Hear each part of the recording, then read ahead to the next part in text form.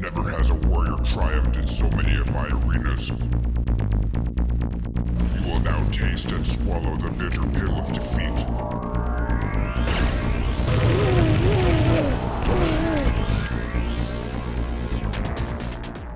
When people think of the console port for Quake 3, they think of the Dreamcast, which is almost identical to the PC original. But few people remember the PS2 port. It was made by Bullfrog Productions. You know Bullfrog Productions. They made the Syndicate and Theme Park games. Or this guy. A lot of people know this guy. But don't worry, he built before this game got made. In fact, this is the last game that Bullfrog made before they were merged into EA UK. So, is this their swan song? Let's check the controller configuration. This was an early PS2 game, and it shows. I mean, just look at it. Try to imagine playing like this. Sadly, full controller remapping is no longer an option. So I went with this controller layout. I'm going to say something controversial. Jump should be L1 in first-person shooters. It makes it so you can jump and aim at the same time without making this gesture. The game feels good to control, and that's not just down to the fact that we have dual analog sticks now. Having analog movement is nice, but there are a couple of other things that help out. Like good air control, post-ledge jumping, and jump buffering. The movement speed feels too slow in my opinion, but that might be down to me being used to playing Quake 3 at a higher FOV. Things are about to get bulbous. Compared to Quake 2, 64, there's quite a bump in visual fidelity. There's a good amount of variety in the levels, with a mishmash of styles from Doom, Quake 1, and Quake 2. You have hellish looking levels filled with lava, skeletons, and blood mist bits that look like they were lifted straight from Doom. The character models follow the same idea. Apart from having all the protagonists from the previous games, Ranger, Doom, and Bitterman, we have some more original characters, either inspired by the previous games or completely original. Some would even go on to become series staples by being featured in Quake Champions. Things are not going so well on the technical side of things. There was quite a bump in resolution compared to the N64 games, but that is mostly down to being on more powerful hardware. The frame rate's not stable and starts chugging when you're in one of the larger maps, or when firing the chain gun. Though weapons continue the best of id motif by having a mix of weapons from previous id games, every weapon serves a function, and many can be used in defensive, offensive, or mobility ways. Gauntlet. Quake 2's blaster has been tossed out for the Gauntlet, which is a rapid-fire version of Quake 1's axe. It's a last resort weapon when you run out of ammo, or can be whipped out to humiliate an opponent. I've not been able to get a single humiliation throughout the game, since melee combat is hectic with the controller. The machine gun is your default starting weapon. It has a high rate of fire, but is lacking in the damage department. It's good for picking off low health enemies from a distance, since it has hardly any spread on it, but I would not rely on it to take down a stacked opponent. The shotgun is back, but only the double barrel. It's still an up-close killer, capable of erasing a fresh spawn in one blast, if all the pellets hit. You can use it to pick off a medium-range target, who you know are at low health without having to aim, thanks to the spread. The nade launcher is your corner flusher. Think somebody's around the corner? Fire a nade. See a ledge? Fire a nade. See a hole? Fire a nade. You can use the nade launcher to perform something called a nade jump, which you can use to quickly gain speed, or reach higher places you can't jump to. The rocket launcher. King of mobility, dealer of damage. This is by far the most versatile weapon in the Quake 3 arsenal. Aim at your feet and fire to jump up to higher ledges, aim behind you to gain a speed boost, or use it to push enemies. The railgun remains mainly unchanged from Quake 2, but the damage feels right now, being able to one-shot a fresh spawn.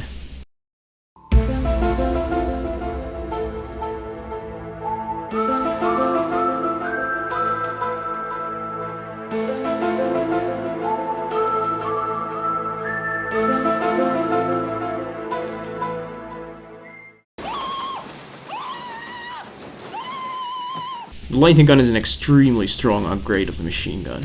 Being hit with the beam damages you continually, quickly draining your health. So what are the drawbacks? Its range is shorter than an ant's dick. It chews through ammo and requires you to be very precise. With the controller. The plasma gun is a rapid fire projectile weapon. The damage is amazing if you can hit every shot, but this is hard since the projectiles are slow moving. The plasma gun can be used for a special movement tech called plasma climbing. Plasma climbing is a special technique where you plant your face into the wall and use the splash damage of the plasma gun's projectiles to gain height or airtime on a jump. Look out, Ted! The proximity launcher shoots mines that stick to surfaces, leaving an explosive surprise for any enemy giving chase. Or turning a corner. Unlike the nail gun from Quake 1, which was a machine gun, the Quake 3 nail gun is a projectile shotgun, which fires nails in a cone. It absolutely shreds in close quarters, but you have to lead your shots. With a controller. The chain gun devastates at close to medium range through sheer rate of fire. It can absolutely melt even armored targets. Unlike Quake 2, there is no wind down after firing, so fire in bursts. Tactical nuke incoming! The BFG 10K returns from Quake 2, in name only. Rather than firing a massive ball sending out spikes to damage the enemies surrounding it, it's become something more akin to a rapid-fire rocket launcher. In Quake 3, your character model is just that, a character model. But since this version has more of a focus on the single-player experience, our characters have stats now. We have the choice of Sarge, Doom, Damia, Klesk, and Anarchy, or as I call them. So I picked Anarchy, back when his mouth was sewn shut. Eat my balls, bro! Let's start with the tutorial against Crash. Who is Crash? Crash is a female Doom guy, abs and all. It's a straightforward tutorial explaining the goal of deathmatch, and the basic pickups before putting you in the arena.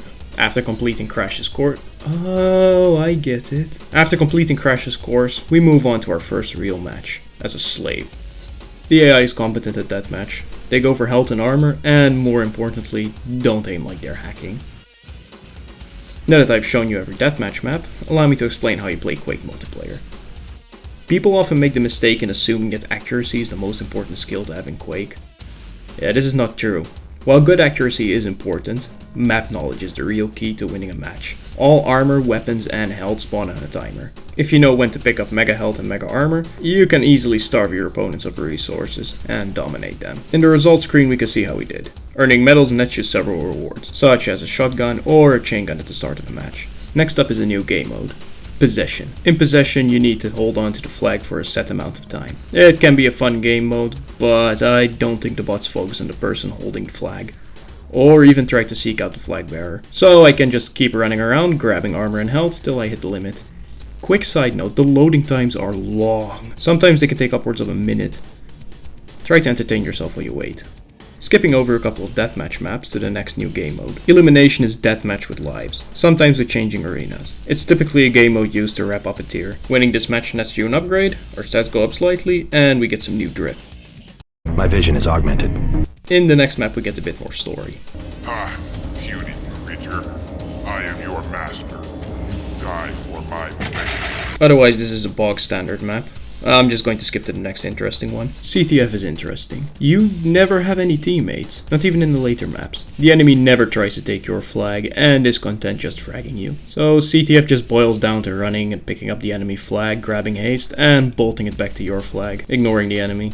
But don't worry, we have another elimination map and an upgrade ahead of us, with another sweet nugget of story. You are indeed an impressive specimen.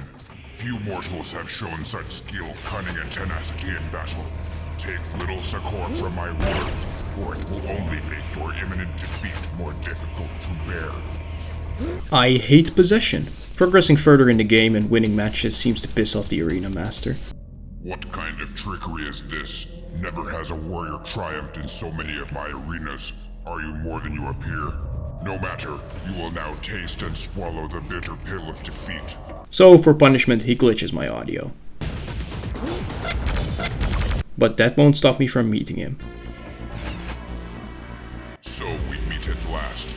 Now I must teach you a lesson in defeat that will haunt you for all eternity. This is the arena master, Vadrigar. The battle is quite tough, and he's a killer with a lightning gun, but a couple of plasma balls will put him in his place. If you think that victory is yours, you are very much mistaken. You will now face my ultimate warriors. We shall not meet again, warrior. Get your ass back here! How about I come right for you?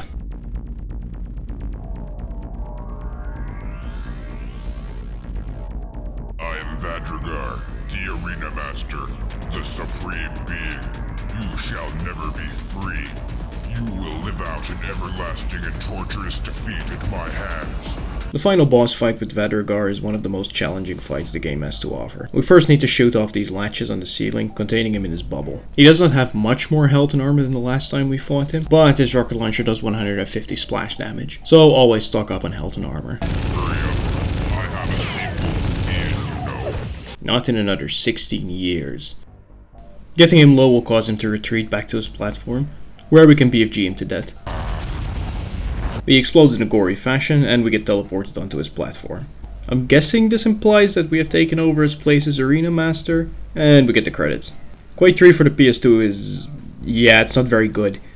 It's a repetitive slog to play, the AI is dodgy as CTF, and the RPG elements are near useless. But at least it's a short experience, with my playtime being about 1 hour. Quake 4 and enemy territory Quake Wars will have to wait. I'm going to the Deus Ex next. So, is this the last good Dungeon Keeper?